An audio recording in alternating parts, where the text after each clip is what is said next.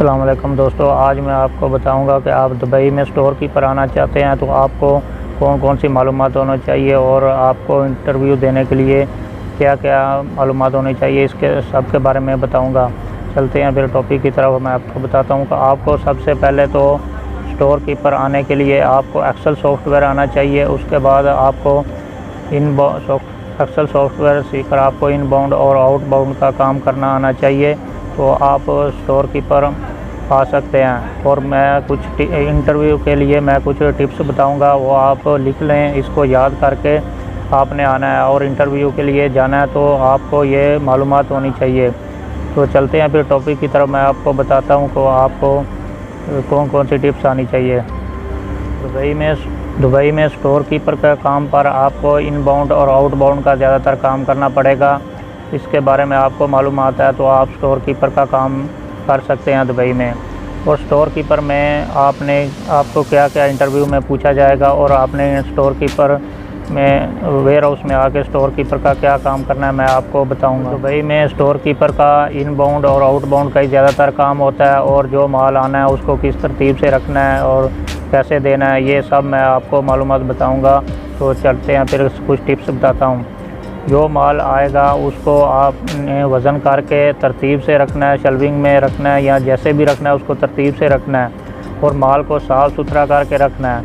जो माल पहले आया है उसको पहले सेल करने की कोशिश करना है और एक्सपायरी डेट को लाजम देखना है। जो जल्दी एक्सपायरी हो रहा है उसको पहले सेल करना है, और जो माल लॉन्ग डेट का है उसको बाद में सेल करना है। इस तरतीब से आपने सेल करना है। और जो माल एक्सपायरी हो रहा है उसको आगे रखें, और जो लॉन्ग डेट का है उसको माल को पीछे रखें। और जब ऑर्डर आए तो पहले नियर एक्सपायरी माल जो है उसका ऑर्डर बनाएं, और जो लंबा डेट का है उसको आपने बाद में ऑर्डर बनाना है। तो इसी तरह जो नियर एक्सपायरी है उसका रेट कम होता जाएगा, और जो लॉन्ग डेट का होगा उसका रेट जो नॉर्मल मार्केट में चल रहा है वही डेट पे बिकेगी। जब ऑर्डर बनाना है तो माल को चेक करके आपने ऑर्डर बनाना है, तो माल कोई ख़राब ना हो या इसमें कोई भी ख़राबी या वज़न कम ना हो, इसी तरह पूरा तरतीब से चेक करके बनाना है। जब ऑर्डर बन जाए तो इसको तरतीब से रखना है। हर लोकेशन का माल अलग-अलग तरतीब से रखना है। एक जिधर माल जाना है डिलीवरी पर उसका माल तरतीब से रखेंगे तो आपका टाइम भी बचत होगा। जो डिलीवरी पहले देना है इसका माल आगे रखें, और जो डिलीवरी बाद में देना है उसका दूसरे नंबर पर। जैसे जैसे डिलीवरी देना है इसी तरह तरतीब से आपने माल रखना है। एक लाइन में माल रखेंगे तो आपके लिए टाइम की बचत होगी और माल भी तरतीब से जाएगा, मिस्टेक कम होने का चांस है। गाड़ी में ऑर्डर डालने से पहले आप माल को चेक कर लें, कोई माल ख़राब तो नहीं, वज़न कम तो नहीं, ये पूरी तरतीब आप फिर दोबारा से चेक करेंगे तो आपके लिए अच्छा रहेगा। और माल जो आपको ख़राब नज़र आ रहा है तो इसको हटाकर अच्छा माल उसमें रखें। जो गाड़ी में माल डालना है वो तरतीब से रखना है। जिस तरह आपने माल पहले डिलीवरी के लिए एक लाइन में रखा है कि जो माल पहले डिलीवरी देनी है उसको माल को गाड़ी के पीछे रखना चाहिए, और जो डिलीवरी बाद में देनी है उसको सबसे पहले रखना चाहिए। यह गाड़ी में रखने का तरीका है। इस तरह करेंगे तो आपका टाइम भी बचेगा और आपको माल भी मिस्टेक नहीं होगी।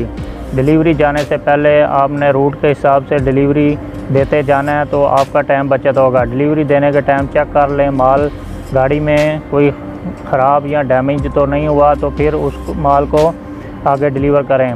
जब माल डिलीवर कर दें तो जो कस्टमर का माल कंप्लेन वाला हो वो उसको उठा लें। और जब गाड़ी वेयर हाउस में आए तो स्टोर कीपर को चाहिए जो माल वापस आया है वो चेक करके रखें और इसको एक अलहदा जगह पर रखें। और जो माल लोकल माल है अगर उधर से लेकर या आपने डिलीवर किया हुआ है तो उसको माल को जल्द उसको वापस पहुँचाएँ।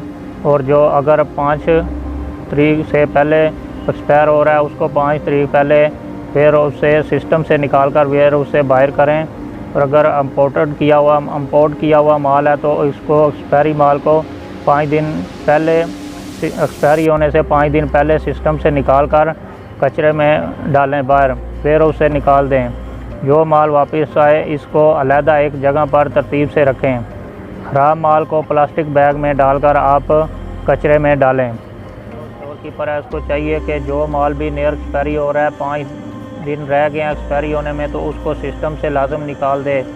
और स्टोर कीपर को चाहिए वेयरहाउस में सफाई का ख़ास ख्याल रखें। ख़राब माल को आप जल्द बाहर निकालें, इससे जरासीम बनेंगे जिसकी वजह से बीमारियां पैदा होती हैं और दूसरा माल भी ख़राब होने के ज़्यादा चांस हैं। और ख़राब माल को जब भी आप हाथ लगाएं या उसको इधर उधर फेंकें तो उसके बाद हाथ धोकर दूसरा माल को हाथ लगाएं। जिस माल में आपको थोड़ा सा माल ख़राब नज़र आ रहा है तो उस माल को बाहर निकालें, और वो जो माल बाकी बचा हुआ है उसको जल्द कोशिश करें बेचने की, नहीं तो वो भी माल जल्दी ख़राब होने के चांस हैं। आपको माल जब भी रखना है तो पैलेट के ऊपर ही रखना है, नीचे फ़र्श पर माल नहीं रखना। नीचे ज़्यादातर जरासीम होते हैं जिसकी वजह से माल नीचे रखने की वजह से माल ख़राब हो सकता है। और आपको जब भी माल इधर उधर करना है या शिफ्ट करना है या उसमें कोई भी तब्दीली करनी है तो आप पैलेट के ऊपर ही रख कर उसको तब्दील करें, नीचे फ़र्श पर मत रखें। और माल की जब भी डेट एक्सपायरी नज़दीक आ रही है तो आप उसको अपने ओनर को बताएं या अपना मैनेजर को बताएं। तो इस तरह आप काम करेंगे तो आप इंशाल्लाह सक्सेस पाएंगे और तरक्की करते जाएंगे। तो चलते हैं फिर, इंशाल्लाह मिलेंगे नेक्स्ट वीडियो में। अगर आपका कोई भी सवाल है तो आप कमेंट करें, मैं ज़रूर जवाब दूँगा। ठीक है, फिर अल्लाह हाफिज़।